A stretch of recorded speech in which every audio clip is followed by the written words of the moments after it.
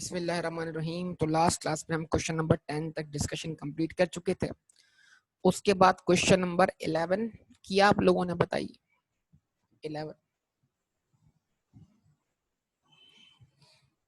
11 में एसेट की कॉस्ट दी हुई है 5,25,000 रुपए, ऐसा ही है। और कहता है it will be capped for 3 years। ये एसेट आपके पास 3 साल तक रहेगा एंड देन सोल्ड फॉर ₹85,000। फिर आप इसको बेच देंगे कितने का? 85,000 का। तो ये 85 क्या होगा? इसकी रेजिडुअल वैल्यू। यस बेटा, ऐसा ही है। अगर आप क्या करते हैं, 5,25,000 में से 85,000 की रेजिडुअल वैल्यू माइनस कर देते हैं तो फिर क्या होगा? डेप्रिशिएबल अमाउंट कितना आएगा? 4,40,000। इसको डिवाइड बाय 3 कीजिए, इसको डिवाइड बाय 3 कीजिए। 4,40,000 डिवाइडेड बाय 3, 146,666.667। ओके नाउ, हालांकि अब इसमें क्या है, आपने इसको परचेज किया 1 जून को, तो 1 जून के हिसाब से हमें क्या करना है, इस पर चार्ज करनी है फ्रैक्शनल डेप्रिसिएशन। कुछ मेंशन नहीं है यहाँ पर, तो कुछ मेंशन अगर ना हो तो फिर हमें सही पॉलिसी खुद से अज्यूम करनी होगी। तो प्रॉपर डेट होने की बिना पर हम कौन सी पॉलिसी चूज करेंगे? Fractional policy. तो इसको मल्टीप्लाई बाय 7 डिवाइडेड बाय 12 कीजिए, मल्टीप्लाइड बाय 7 डिवाइडेड बाय 12 कीजिए। 7 महीने की डेप्रिसिएशन चार्ज करेंगे ना, जून से, जुलाई से नहीं, जून से। जुलाई से दिसंबर 6 महीने बनते हैं, जून से दिसंबर 7 महीने बनता है। हाँ जी, 85,555।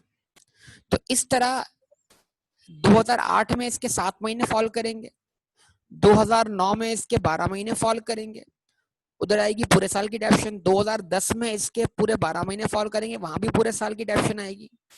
लेकिन 2011 जो है उसके अंदर इसके रिमेनिंग ईयर्स फॉल करेंगे। वो रिमेनिंग ईयर्स कितने होंगे? 5 मंथ्स। रिमेनिंग मंथ्स फॉल करेंगे, ऐसे ही है। बताइए जरा आप सब लोग, ऐसे ही है ना? तो मतलब कोई मुश्किल चीज नहीं थी, उम्मीद है आपने क्वेश्चन सॉल्व कर लिए होंगे। ऐसे ही है, इस केस में तो आपसे ये एक्सपेक्ट किया जाना चाहिए ना। अच्छा जी, क्वेश्चन नंबर 12 है। अब उसमें क्या है? Reducing balance method. तो वही है, केस में आपको रेट वर्कआउट कर लेना है।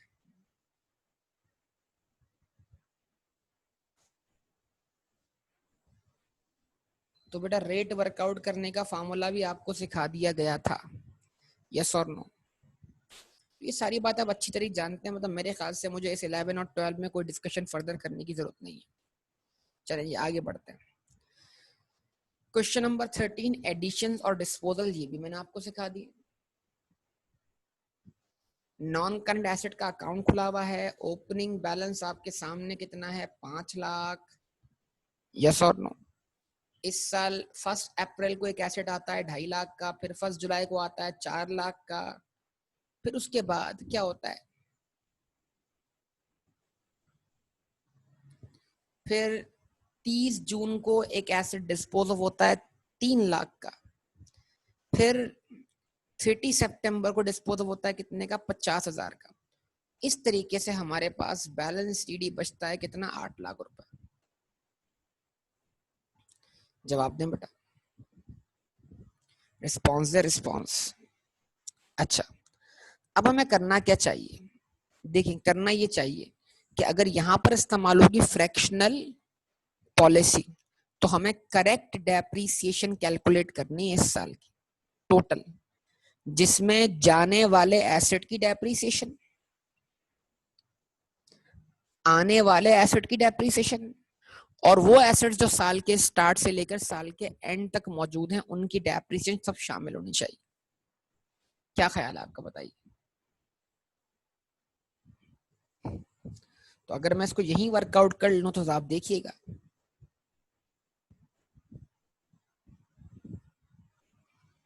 डेप्रीसिएशन। अब मेरी वर्किंग करने का स्टाइल दिखेगा कि आपको मैं इसके आंसर कंफर्म कैसे करवा रहा हूं। ये इंपॉर्टेंट है और हमने आगे चल के यूज करना है ऑब्वियसली। तो इसको हम जरा ऑब्वियसली क्या कर लें, वर्कआउट कर लें।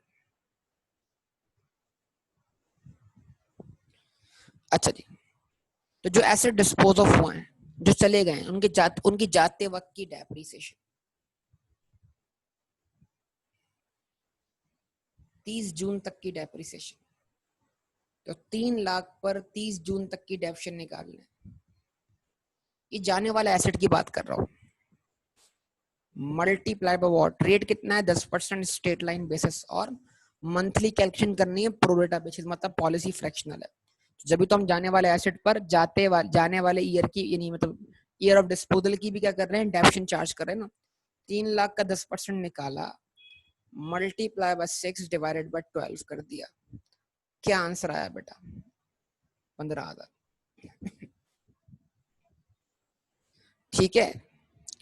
अच्छा जी, उसके बाद अगर हम बात कर लेते हैं 30 सितंबर को जाने वाले एसेट की, उसकी कॉस्ट 50,000 है। ये एसेट इस जाने वाले ईयर में 9 मंथ्स रहा है, तो 0.1 मल्टीप्लाइड बाय 9 डिवाइडेड बाय 12। 50,000 का 10%, 5,000, और 5,000 का 3/4, 9/12 कितना बना, बोलिए? 3,750। ठीक है। अब याद रखिएगा, ये जाने वाले एसेट की डेप्रिसिएशन है, इनका इम्पैक्ट प्रॉफिट लॉस में तो जरूर जाएगा।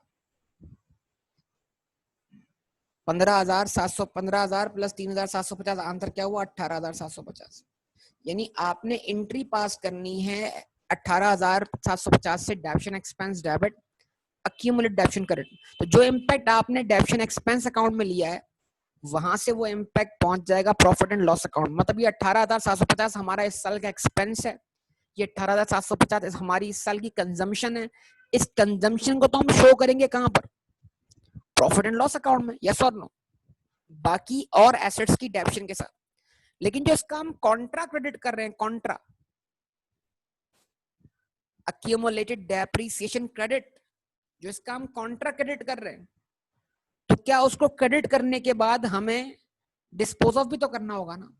तो इन दो एसेट्स का एक तो बैलेंस होगा कॉन्ट्रा का बीडी के अंदर, उस बीडी के अंदर इतने अमाउंट से क्या होगा, इजाफा होगा। तो जो बैलेंस बीडी में मौजूद है और जो इजाफा हुआ है, इन दोनों का सम करके आप क्या कर देंगे, उसको डिस्पोज ऑफ कर देंगे। मिसाल के तौर पर मान लीजिए इन दोनों एसेट्स का जो बैलेंस बीडी में अक्यूमुलेटेड डेप्रिसिएशन है, वो मान लें वो है 1 लाख रुपए, दोनों की मिलाकर समझाने के लिए।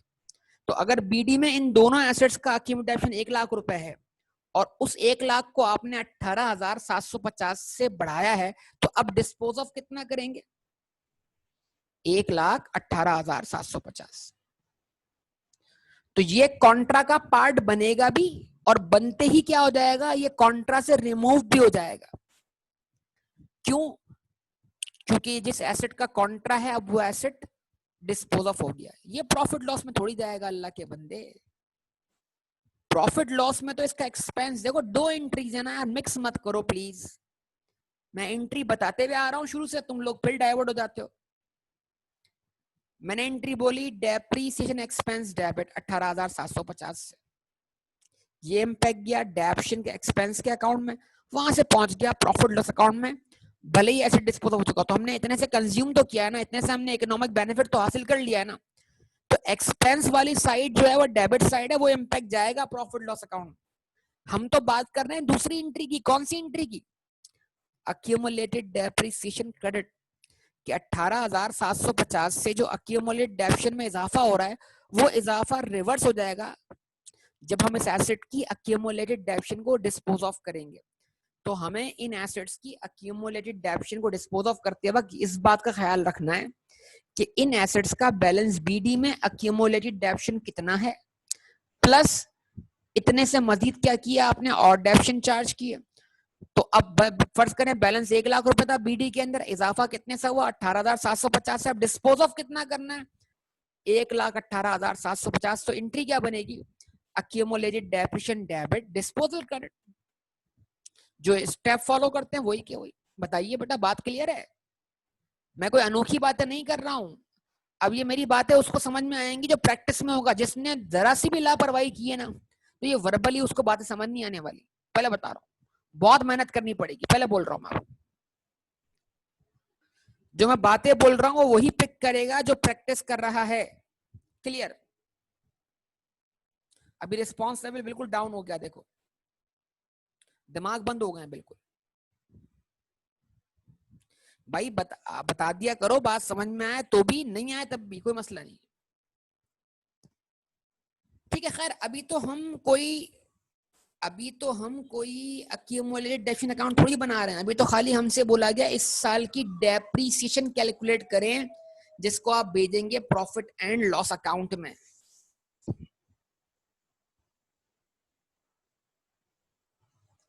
अच्छा जी, अब उसके बाद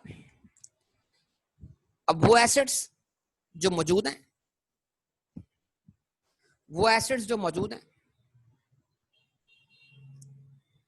ये मैं रिपीट करूंगा अब उस क्वेश्चन में जिसमें सिनेरियो आएगा। ठीक है, जब मैं अकाउंट बनाऊंगा, क्योंकि यहाँ पर कोई अक्यूमुलेशन का ओपनिंग अकाउंट नहीं है, बैलेंस बीडी नहीं है। तो जब बैलेंस बीडी नहीं है तो फिर ऑब्वियसली बात मुकम्मल नहीं हो पाएगी। अच्छा, उसके बाद जनाब, अब जो न्यू एसेट्स आए हैं इस साल, उन पे डेप्शन चार्ज करनी है। कब से कब तक की? अप्रैल से 31 दिसंबर तक की।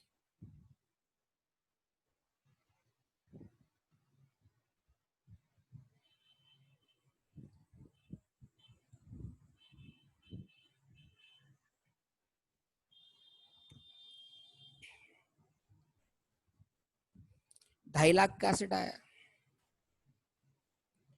उसका निकाला 10%, multiply by what? 9 divided by 12।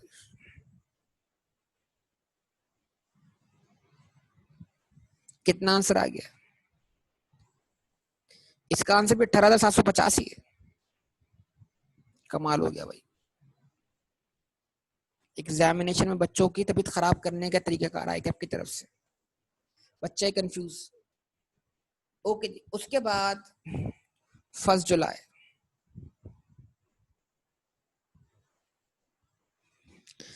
First जुलाई को से ईयर एंड तक जो 4 लाख वाला एसेट आया उस पर भी चार्ज होगी 6 महीने की डेप्शन।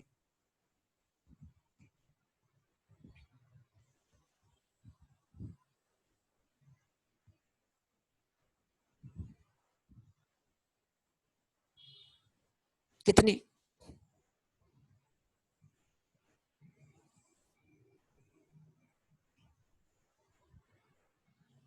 बताओ। 20,000। अब एक आखिरी चीज रह गई बेटा, ये बताओ अब 5 लाख में 2.5 लाख 4 लाख का इजाफा हुआ है, यस और नो? भाई जो पूछो उसका जवाब दो।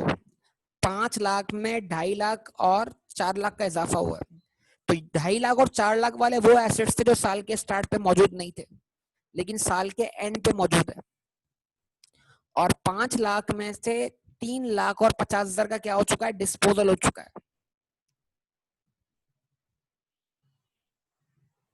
तो अब सवाल ये है कि 3,50,000 वाले एसेट ईयर एंड पर सीडी में मौजूद नहीं है। तो कुछ एसेट ऐसे हैं जो बीडी में मौजूद नहीं है, सीडी में है, और कुछ ऐसे एसेट हैं जो बीडी में मौजूद थे लेकिन सीडी में नहीं है डिस्पोजल होने की वजह से। और तीसरी कैटेगरी वो है एसेट्स की जो बीडी का पार्ट भी है और सीडी का पार्ट भी है।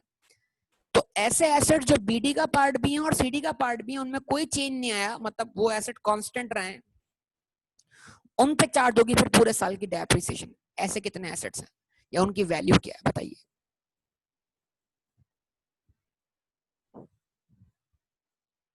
जवाब दीजिए। देखें, अगर आप इतनी सी भी ब्रेन स्टॉर्मिंग नहीं कर पा रहे ना, तो मतलब you are not active today.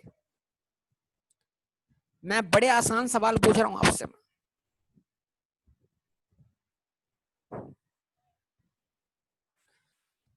आज बहुत सारे लोग जो है ना वो बड़ी देर देर से क्या कर रहे हैं, बात जवाब दे रहे हैं।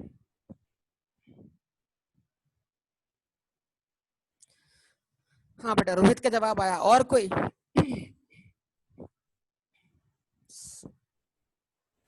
आवाम सो रही है भाई।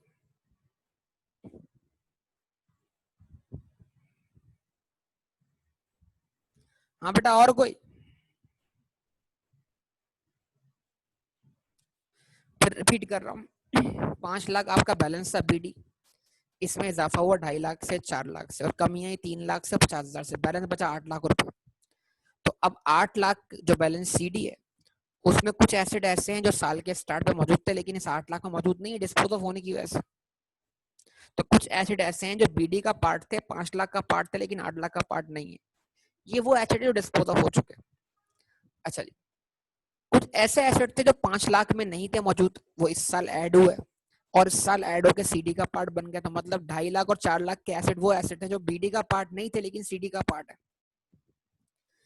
मतलब दो किस्म के एसेट हो गए, एक वो जो डिस्पोज ऑफ हुए और एक वो जो नए आपने परचेज की।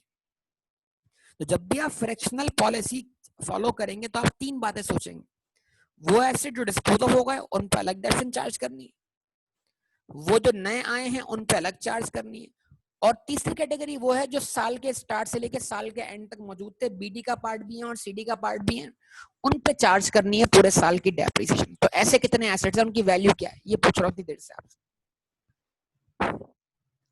ऐसे कितने एसेट हैं? आवाम सो रही है, अभी भी जवाब नहीं आ रहा। 1.5 लाख रुपए करेक्ट आंसर है। अब बहुत सारे लोगों ने जवाब दिया 1.5 लाख रुपए। तो जनाब इस 1.5 लाख को निकालने का तरीकाकार क्या है? बड़ा सिंपल तरीकाकार है, 5 लाख में से जो चला गया वो माइनस कर दो। 5 लाख क्या था? बीडी। 5 लाख निकालो, 5 लाख में से 3 लाख और 50,000 निकालो, क्या बचेगा आपके पास आंसर? 5 लाख बैलेंस बीडी था, इसमें से जो चले गए एसेट्स वो माइनस कर दो, तो जो बचे वो क्या है? वो बीडी का पार्ट भी है और सीडी का पार्ट भी है। यस और नो?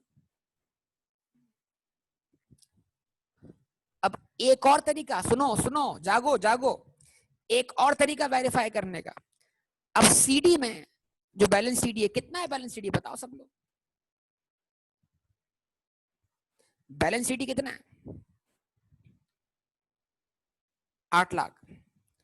ये बैलेंस सीडी डिस्पोजल के बाद है, डिस्पोजल से पहले?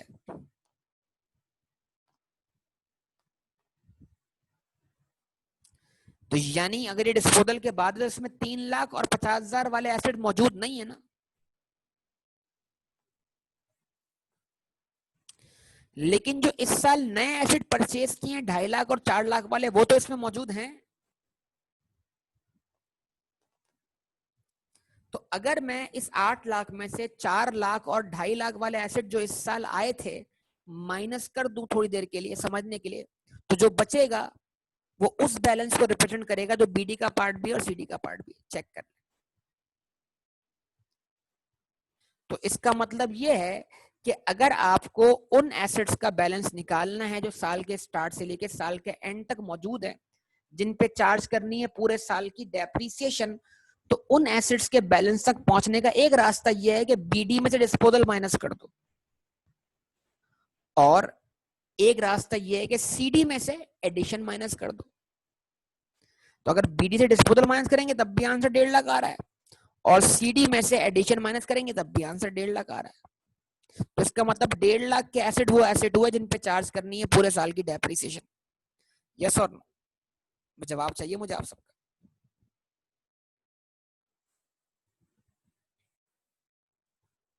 ऐसा ही है। अच्छा जी, अब यहाँ पर मैं थोड़ा सा इधर लिख रहा हूँ, लास्ट डेफिनेशन यहाँ लिख देता हूँ मैं आपके सामने कि भाई ये इन एसेट्स पे हम चार्ज कर रहे हैं सारे साल की डेफिनेशन, क्योंकि 1 जनवरी से लेकर ईयर एंड तक मौजूद है। अब 1.5 लाख का निकाल लो जरा, यहाँ पर 1.5 लाख का निकालोगे आप 10%, क्या आंसर आएगा?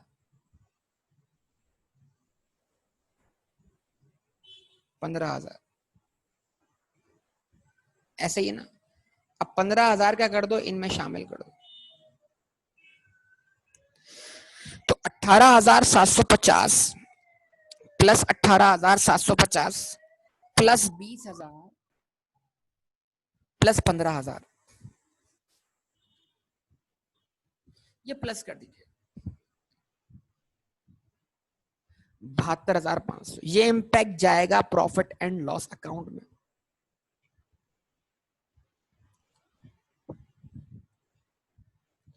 ठीक है, ये आपका एक्सपेंस फॉर द ईयर है। कुछ बात समझ में आती है सब लोगों को? रिस्पॉन्स नहीं मिल रहा ना बेटा।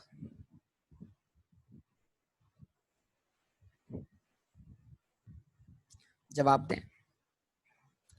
अच्छा जी, ओके ओके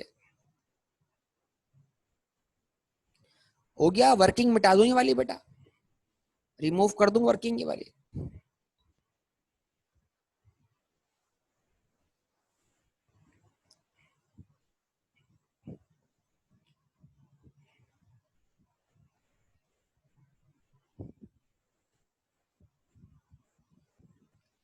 ओके जी।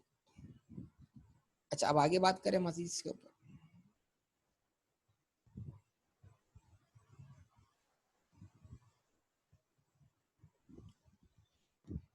चलिए जी, अब एक काम करें, आप बताइए जरा इस क्वेश्चन को जरा सॉल्व करके बताइए आप, कोई जल्दी से जरा सब लोग।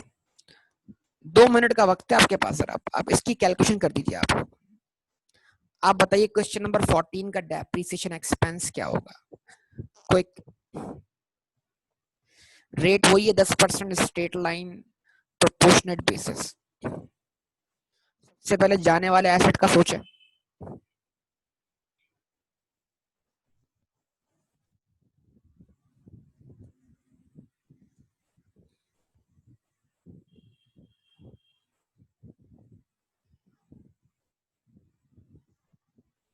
ईयर एंड दिसंबर ही है ना, 1 जनवरी से 30 जून।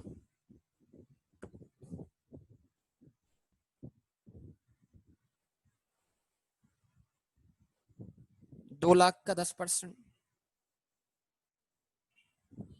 Multiplied by 6 divided by 12।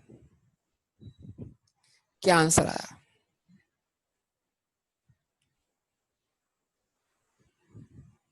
10,000।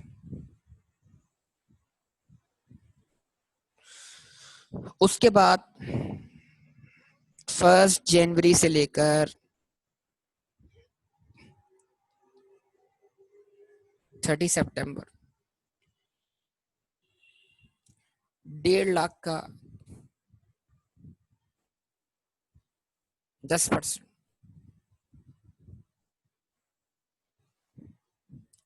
Multiply by 9 divided by 12। क्या आंसर बनता है भाई?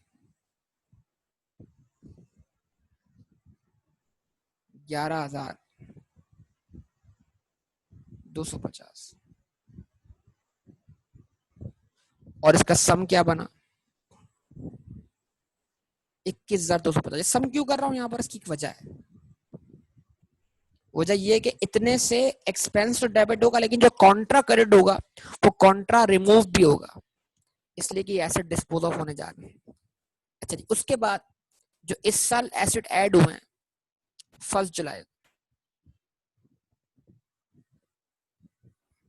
1 जुलाई से 31 दिसंबर 3 लाख के एसेट परचेज किए। 3 लाख का 10% मल्टीप्लाइड बाय 6 डिवाइडेड बाय 12। कितना आंसर आया? 3 लाख 30,000, उसका हाफ कितना हो जाएगा? 15,000। उसके बाद 1 अक्टूबर से लेकर 31 दिसंबर 8 लाख के एसेट परचेज किए, उसका निकाला 10% मल्टीप्लाई बाय 3 डिवाइडेड बाय 12 कर दिया। ठीक है जी, आंसर क्या आ गया? 20,000 आ गया। अब वो एसेट्स जिन पे चार्ज करनी है पूरे साल की डेप्शन बताइए कितने, उनकी मालियत क्या है?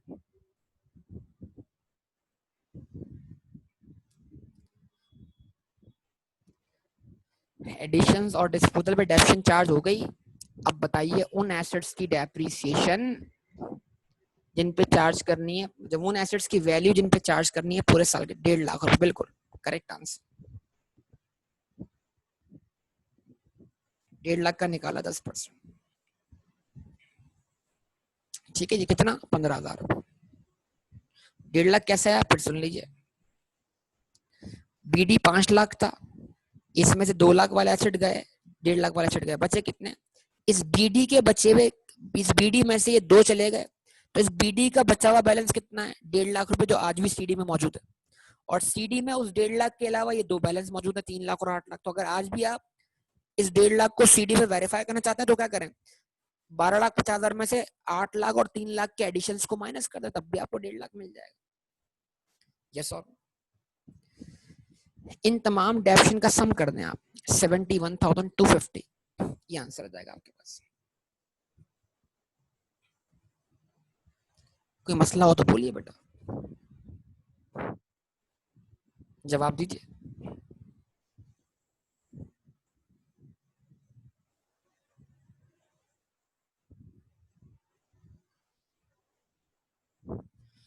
रिमूव कर दूं उसको बेटा?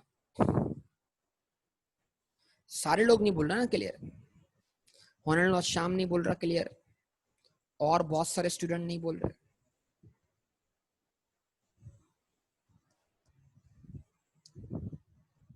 क्लियर का मतलब क्या? क्लियर कर दूं उसको? ये क्लियर हो, लो भाई ये क्लियर हो गया, खत्म हो गई बात। अच्छा जी,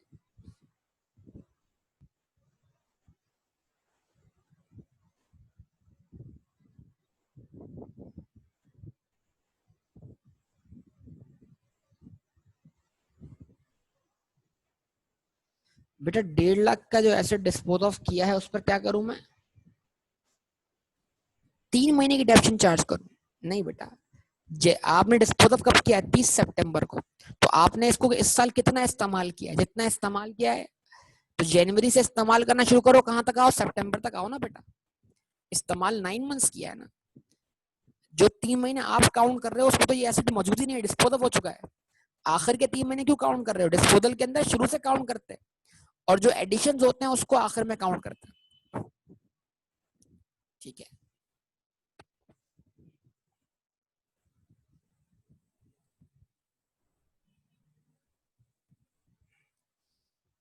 तो हाँ जी, मेरे ख्याल से ये सेम क्वेश्चन है 15, ये भी आप कर लेंगे, ऐसा ही ना? 16 ये भी आप कर लेंगे।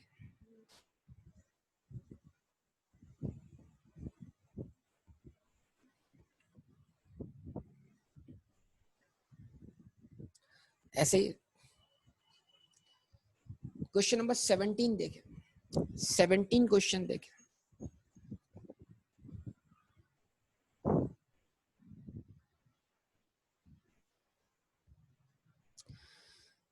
क्वेश्चन नंबर 17 देखें। On July 1, 2005 global company on July 1, 2005 global company purchased a machine at a cost of rupees 550,000, salvage value of machine 50,000, residual value, useful life 10 years. The company uses state line method for charging deduction and accounting year ends on 31st December each year. On 30 September 2009, the company sold the above machine with a fair value market price of rupees 375,000. अब requirement क्या है? Requirement ये है, find out the gain और loss. Okay जी, give journal entry of disposal of machine, prepare disposal account and find. मतलब क्या है? क्या आपसे मशीन अकाउंट मांगा? नहीं बेटा, नहीं मांगा। मशीन अकाउंट भी नहीं मांगा। आपसे अक्यूमुलेशन अकाउंट मांगा? नहीं मांगा। बोलता है गेन और लॉस वर्कआउट कर दो। एक तो नंबर 2, क्या वर्कआउट कर दो, क्या बना लो? जर्नल एंट्री बना के दिखा दो किसकी। और नंबर 3, डिस्पोजल अकाउंट बना के दिखा दो, सेम गेन और लॉस डिस्पोजल अकाउंट से निकाल के दिखा दो। कर सकते हो?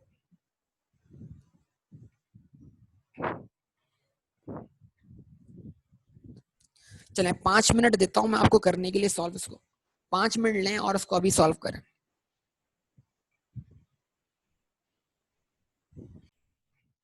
जी जनाब बताइए, हो गया सॉल्व आपसे? सब लोग बताइए क्या सॉल्व हुआ क्वेश्चन आपसे?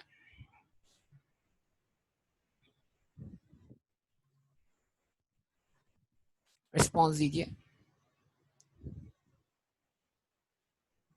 अच्छा जी, करना क्या जरा देखिए, तवज्जो कीजिएगा सब लोग जरा इस बात पर।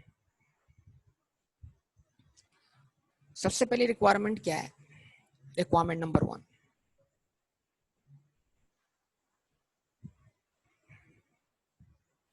गेन और लॉस। यस और गेन और लॉस, गेन और लॉस वर्कआउट करना है आप। तो जनाब गेन और लॉस कैसे वर्कआउट करते हैं? सेल्स प्रोसीड्स, मतलब एसेट को बेचकर क्या मिला, क्या मिला बताइए बेटा, कितनी रकम मिली? 375,000। यस और रिस्पॉन्स प्लीज, रिस्पॉन्स रिस्पॉन्स दिया करें, रिस्पॉन्स दिया करें।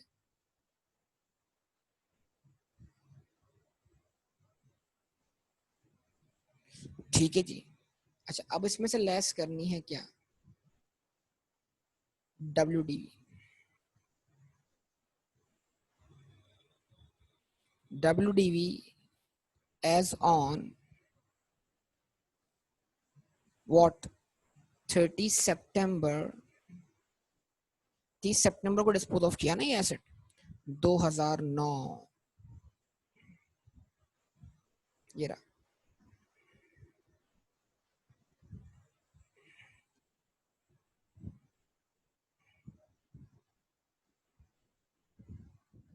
ये वर्कआउट करना है आप।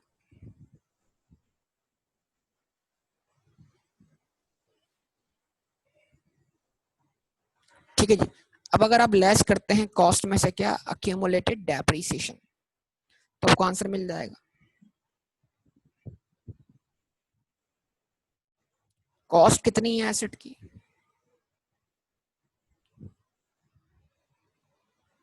5,50,000।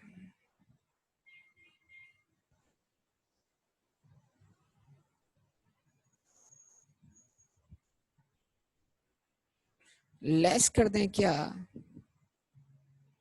accumulated depreciation as on what?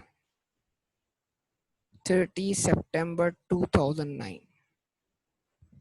तो इसको बड़ी इजीली आप वर्कआउट कर सकते हैं, देखिए जरा, कर सकते हैं वर्कआउट। पहले आपने बताइए इसको परचेस कब किया? 2005 में। यस और नो? रिस्पॉन्स है सब लोग। आपने इसको परचेस किया 2005 में। 2005 में कब परचेस किया? जुलाई के मंथ में, यानी कि 2005 में चार्ज की 6 मंथ्स की डेप्रिसिएशन। यस और नो? और 6 मंथ्स आधे साल के बराबर होते हैं। यस और नो? 6 मंथ्स को आप 0.5 ईयर्स बोल सकते हैं। 0.5 ईयर्स, आधा साल। 1 ईयर का half year, half year 0.5 year. Yes. अच्छा, फिर 2006 पूरा साल, 2007 भी पूरा साल, 2008 भी पूरा साल। कितना वक्त हो गया? 3.5 साल। अच्छा, ये 3.5 साल और 2009 के कितने मंथ्स? 9 मंथ्स। 9 मंथ्स को हम 0.75 ईयर्स बोल सकते हैं। 0.75 ईयर्स बोले भाई। 9 डिवाइड बाई 12 कर लें, डायरेक्ट आपको 0.75 मिल जाएगा, यानी 9 मंथ्स कन्वर्ट हो जाएंगे ईयर्स के अंदर। तो 3.5 ईयर्स प्लस 0.75 ईयर्स, 4.25 ईयर्स। मतलब अब तक हमने इस एसेट को कितना कंज्यूम किया है? 4.25 ईयर, यानी इसकी अक्यूमुलेटेड डेप्रिसिएशन जो होगी वो 4 साल और 3 महीने के बराबर होगी। 4.25 ईयर्स। यस और नो? अच्छा जी, अब जरा यहाँ पर आप देखें कॉस्ट क्या है। कॉस्ट क्या है? एसेट की कॉस्ट क्या है? बोले ना भाई, कॉस्ट क्या है? 5,50,000। रेजिडुअल वैल्यू कितनी है? 50,000। सरा सब लोग यहाँ पे देखें,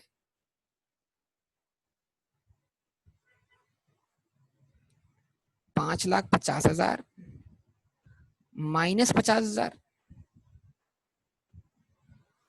और अगर इसको डिवाइड बाय 10 कर दो तो क्या मिल जाएगी? 1 साल की डेप्रिसिएशन 50,000। तो क्या मैंने 1 साल की डेप्रिसिएशन चार्ज की अब तक? मेरी अकीम यानी मैंने अब तक इस एसेट पर जो डेप्शन चार्ज की यानी इस एसेट की अकीम डेप्शन जो है वो 4.25 ईयर्स के बराबर। जवाब दे सब। तो क्या आंसर आया बताइए, क्या आंसर आया? 50,000 इंटू 4.25, 2,12,500। तो जब मैंने इसे इसमें से लेस कर दिया क्या, इस जाने वाले एसेट का अक्यूमुलेटेड डेप्रिसिएशन, तो मेरे पास डब्ल्यूडीवी क्या बची? डब्ल्यूडीवी क्या बची?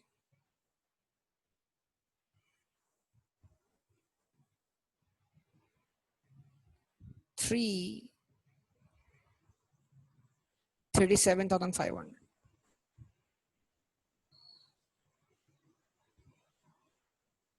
डब्ल्यूडीवी कम है, सेल प्रोसीड ज्यादा है। डब्ल्यूडीवी कम है, सेल प्रोसीड ज्यादा है। क्या हुआ? गेन हुआ ना? कितना गेन हुआ?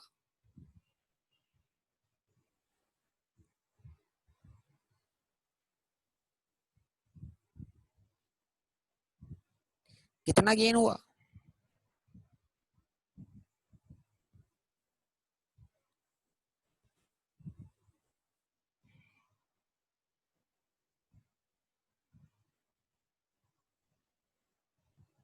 गेन ऑन डिस्पोजल कितना आ गया बेटा? बोलो। 37,500 आ गया ना गेन, बताइए। अच्छा जी, अब अगर किसी को इस अक्यूमुलेटेड डेप्शन को कैलकुलेट करने में मसला हो रहा है तो इसको भी एक दफा फिर एक और तरीके से बता रहा हूं मैं आपको यहाँ।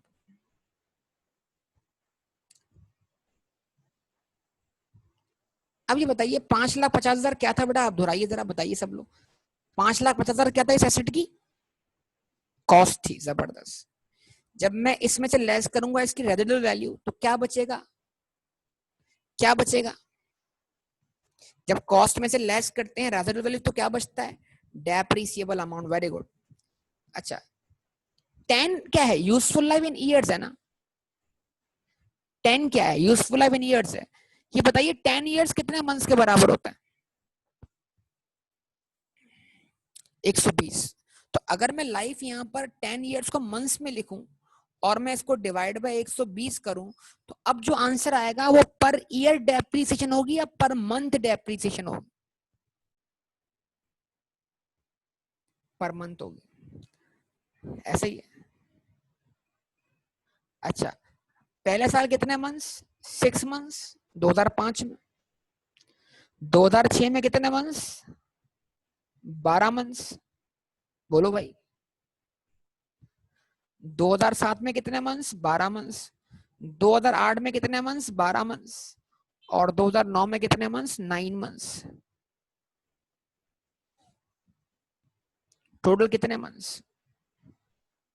51 मंथ्स। तो अगर इसको डिवाइड बाय 120 करके मल्टीप्लाई बाय 51 करोगे तब भी आंसर यही आएगा। चेक कर लो।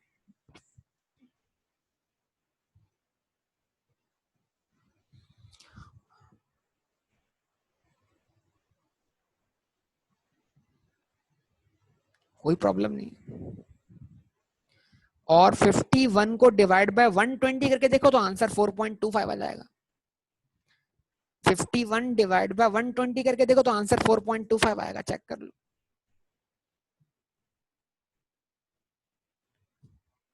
मतलब 51 डिवाइड बाय 120 करो, मल्टीप्लाई बाय 10 करो तो आंसर क्या होगा?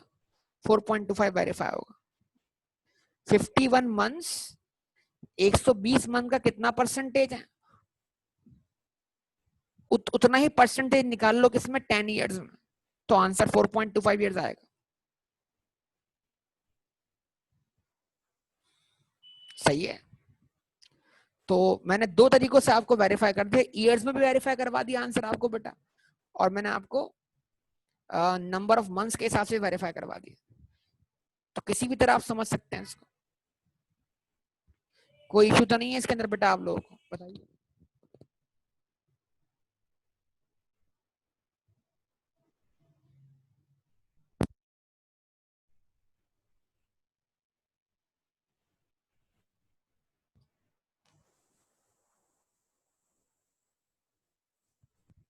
जी बेटा, बात क्लियर है सब लोगों को? जवाब दें बेटा। ओके ना। अच्छा, अब ये बताइए आप लोग यहाँ पर कि अब इसके बाद जो अगली रिक्वायरमेंट थी वो क्या थी?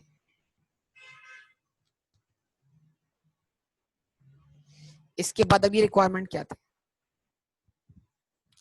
वो रिक्वायरमेंट थी किसकी? डिस्पोजल की एंट्री। यस और नो? बनाए एंट्री डिस्पोजल की? कितने लोगों ने बनाई एंट्री डिस्पोजल की? चलें आपकी डिस्पोजल की एंट्री वेरीफाई कर देते हैं यहाँ पर बराबर में, कर दें वेरीफाई। अच्छा जी ओके, देखिएगा जरा सब लोग। Step number 1, step number 1, remove the cost of the asset. Yes or no? Remove the cost of the asset. Response: remove the cost of the asset. तो cost of the asset remove कैसे करें? क्या cost asset की? 5,50,000 entry बनी,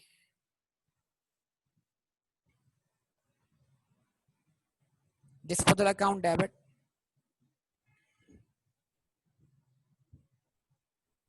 5,50,000 से।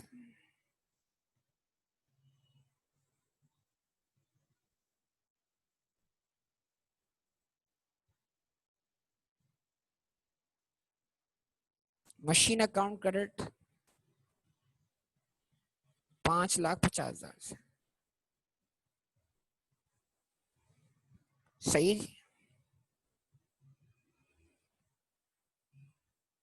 Number 2,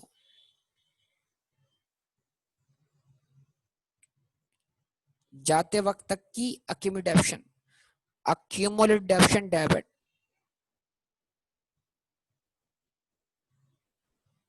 disposal credit कितने से भाई? 2,12,500 से। 2,12,500 से। उसके बाद step number 3 what? Record what? Sale proceeds. Sale proceed की एंट्री बनाई, बैंक डेबिट किया, डिस्पोजल अकाउंट क्रेडिट कर दिया। कितने से? 375,000 से।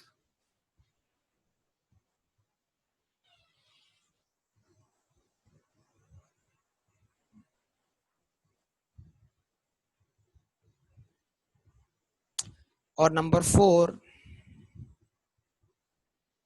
क्या है? गेन, रिकॉर्ड गेन और लॉस। तो गेन हुआ है, एंट्री क्या बनी?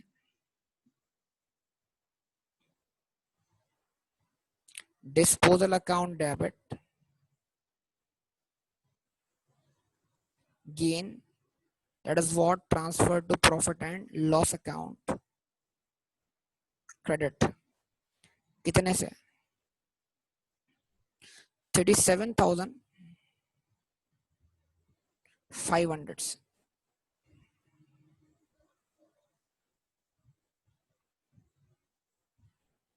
जवाब दें। तो बताइए आप में से कितने लोगों ने ये एंट्री बनाई है? ये एंट्री बनाई है, आप में से कितने लोगों ने एंट्री बनाई है? बोलिए।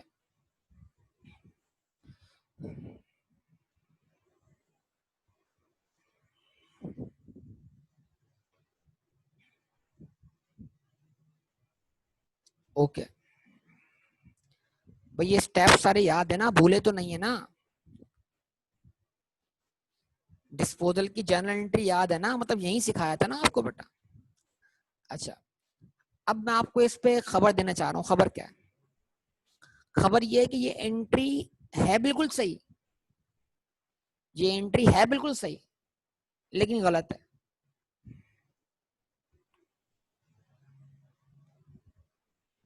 ये एंट्री है बिल्कुल सही, बिल्कुल सही है, बिल्कुल सही है, लेकिन गलत है। मेरे अल्फाज पे गौर कीजिएगा, ये एंट्री है बिल्कुल सही, लेकिन गलत है। अब गलत क्या है ये नहीं बताया मैंने, लेकिन गलत है। मैंने क्या बोला, ये एंट्री है बिल्कुल सही, गलती इसमें कोई नहीं है, लेकिन गलत है।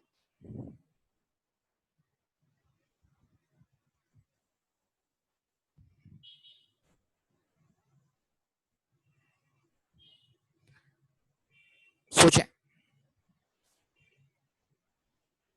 जवाब दे बेटा। अब सर कैसी बातें कर रहे हैं आप, बोल रहे हैं कि एंट्री है बिल्कुल सही, गलती इसमें कोई नहीं है, लेकिन गलत है। अजीबोगरीब बात कर दी, कॉन्ट्राडिक्शन है बहुत ज्यादा।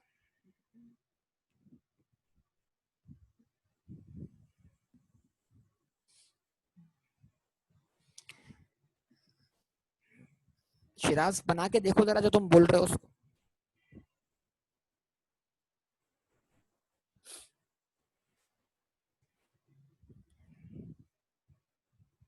वैसे शिराज जो तुम सोच रहे हो ना, तो उसका उलट होगा, उलट वो नहीं होगा, उसका उलट होगा। जो तुम सोच रहे हो उसका उलट होगा। तेरा टाइम की कमी है, वरना क्लास में होता ना तो बड़ा एंजॉय करते इस चीज को, बहुत सारी कॉपीज देखी जाती, उन पर मैं ऑटोग्राफ भी देता, सही और गलत का। लेकिन क्या करें, अभी फिजिक्स क्लास वाला एंजॉयमेंट नहीं है इसके अंदर, वरना आपकी कॉपीज देखने को मिलती है, आपके हालात देखने को मिलते हैं, आपके चेहरे देखने को मिलते हैं। नाउ ठीक है ना। तो अब ये जरा इस पे कुछ बातें काबिल गौर है, वो क्या है देखिए बेटा, जरा गौर करें।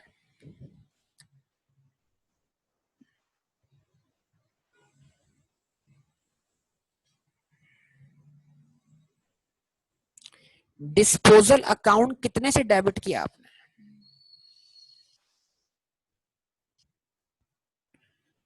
बताइए बेटा, 5,50,000 से।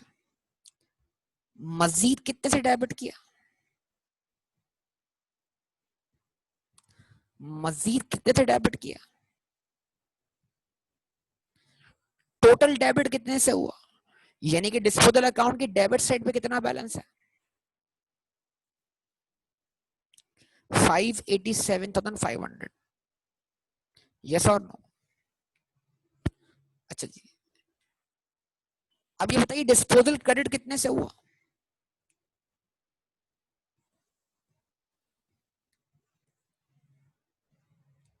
2,12,500 से। मजीद क्रेडिट कितने से हुआ? 3,75,000 से।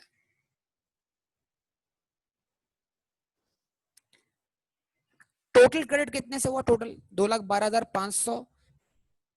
तो डिस्पोजल जितने से डेबिट है उतने से क्रेडिट। तो अगर एक एंट्री, एक अमाउंट, एक अकाउंट जितने अमाउंट से डेबिट हो रहा है, उतने अमाउंट से अगर क्या हो रहा हो, क्रेडिट हो रहा हो, तो इसका मतलब क्या हुआ, वो अकाउंट ही क्लोज हो रहा है, कैंसिल हो रहा है, मतलब डिस्पोजल की एंट्री सारी कैंसिल हो रही है।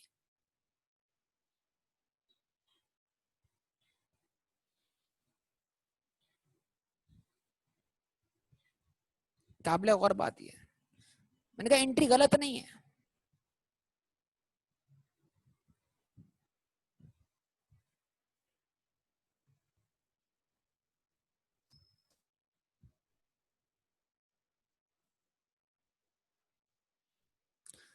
अब इसका कंपाउंड इफेक्ट समझ लें। आपको कंपाउंड एंट्री बनाने आनी चाहिए। कंपाउंड एंट्री में लफ्ज डिस्पोजल इस्तेमाल होगा ही नहीं। कंपाउंड एंट्री में लफ्ज डिस्पोजल इस्तेमाल ही नहीं होगा, क्योंकि डिस्पोजल इज कैंसल्ड। ये है असल में रिक्वायरमेंट नंबर 2 जो हम सॉल्व कर रहे हैं। मतलब अगर एग्जामिनर जब कभी आपसे डिस्पोजल की जनरल एंट्री मांगे, तो आपको एंट्री कंपाउंड बना के दिखानी है इस तरीके से। कैसे? स्टेप फॉलो करें, स्टेप फॉलो करें, डिस्पोजल का नाम इस्तेमाल ना करें। गुड बेटा, जबरदस्त। स्टेप फॉलो करें, डिस्पोजल का नाम इस्तेमाल ना करें। Step number 1, machine account credit, disposal का लफ्ज इस्तेमाल ना करें। मशीन अकाउंट क्रेडिट कितने से? 5,50,000 से। Step number 2, accumulated depreciation debit, कितने से? 2,12,500 से। Step number 3 sale proceeds bank debit कितने से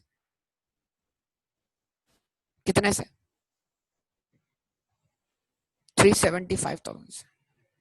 अब आप खुद देखें ये एंट्री खुद ब खुद गेन या लॉस निकालेगी। डेबिट वाली एंट्री का सम बन रहा है 587,500, लेकिन क्रेडिट वाली एंट्री का सम आ रहा है 5,50,000। शॉर्टेज कहाँ आ रही है? क्रेडिट साइड पर, तो वो शॉर्टेज क्या है? गेन है। और अगर शॉर्टेज कहाँ है? डेबिट साइड पर, तो वो क्या होगी? लॉस होगी। गेन क्रेडिट 37,500 से transfer to profit and loss account. देखें स्टेप बाय स्टेप देखें, बिल्कुल इस मेथड से इंपैक्ट ऑन एफसीए खुद निकल आएगा। इधर देखें, इधर देखें, इधर देखें, इधर देखें, सब लोग यहाँ देखें, बोर्ड पे देखें। Machine account credit, machine account credit, accumulation debit, accumulation debit, bank debit, bank debit, gain credit, gain credit.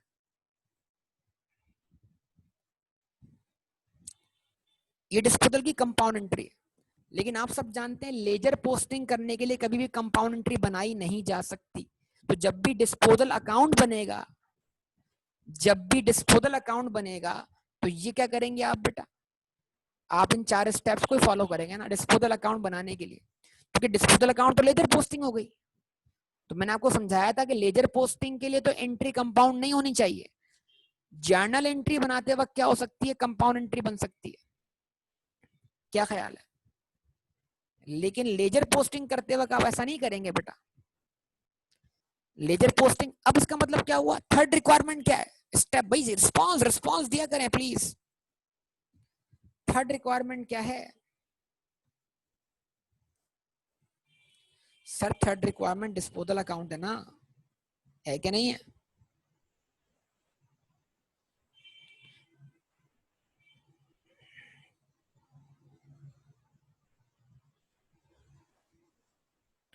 बनाना आता है आपको डिस्पोजल अकाउंट?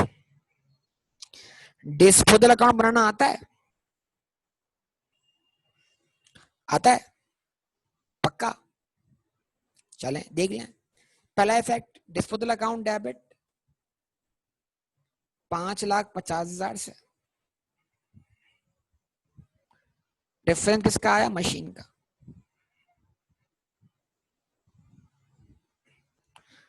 दूसरा step, accumulation debit disposal account credit. यहाँ रेफरेंस आ गया accumulated डेबिशन का। कितने से भाई? 2,12,500। अच्छा जी, उसके बाद कैश या bank debit disposal account credit. कितने से? 3,75,000 से। तो क्रेडिट साइड ज्यादा है डेबिट साइड के मुकाबले में। कितने से? 37,500 से। क्यों? क्योंकि क्रेडिट साइड का सम जो है वो 587,500 बन रहा है, और डेबिट साइड पे हमारे पास कितना बैलेंस मौजूद है? 5,50,000। तो हमने इस एसेट की जो रिकवरी कर ली है वो उसकी लगाई हुई कॉस्ट से 37,000 ज्यादा, 500 ज्यादा कर ली। 37,500 हमारे लिए क्या बन जाएगा? गेन बन जाएगा। यस और नो?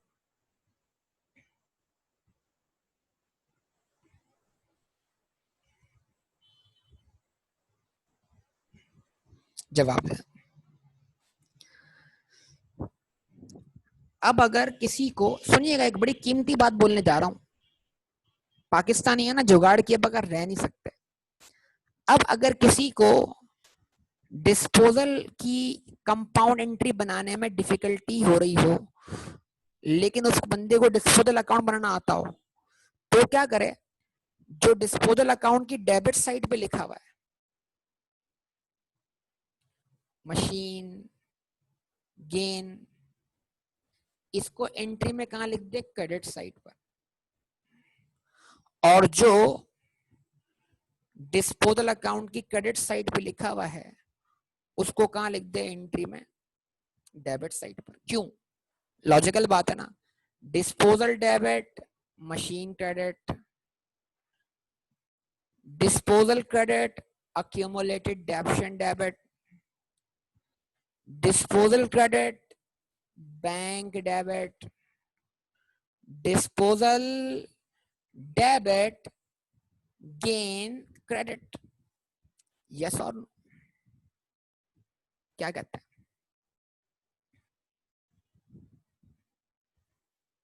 बोलिए।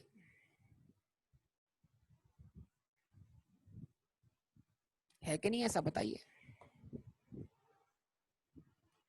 अब बताइए, आज भी अच्छी खासी डिस्पोजल की प्रैक्टिस कर ली हमने, अब भी अगर आपको डिफिकल्टी हो तो बताइए भाई, क्या कर सकते हैं। मैं तो मुस्तकिल आज की क्लास भी लगा दी मैंने इस चीज के अंदर ही। हालांकि मुझे आज एक्सचेंज पे बात करनी थी, एक्सचेंज एक्सचेंज वाला टॉपिक पढ़ाना था मैंने आपको, लेकिन मैंने कहा इस टॉपिक को थोड़ा और स्ट्रॉन्ग बनाते हैं।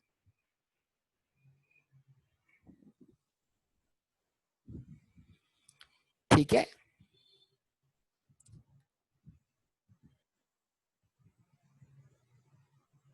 सब आ जाएगा बेटा शिराज, जल्दी में क्यों।